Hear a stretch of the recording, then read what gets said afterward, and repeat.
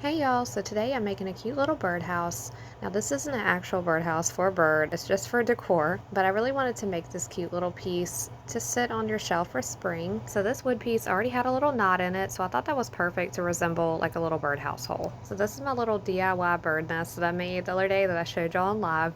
So it has a lot of little wires in it because y'all, I struggled with that bird nest so badly. That was the only way I could get it to hold together. So I'm just covering that with some moss to make it like a little soft area for the little eggs to sit in. And then I decided I wanted to brighten this up a little bit. So I added a little white to the background. And I wanted to add a little more to my bird nest so you could still see some of the little wires that I used to hold the nest together. So I'm covering those with some cute little yellow flowers. And then I'm adding another little bundle of flowers to sit behind where the bird nest sits.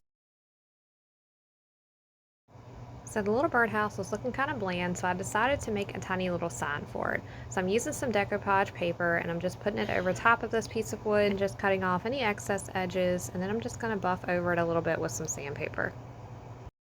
And then I just hand wrote welcome onto the sign with my paint pen. So I also had these little transparent butterfly stickers, so I added that as well just to add another little spring touch to it. And then I'm hot gluing on my little tiny sign, and then I'm adding a little twine bow below it.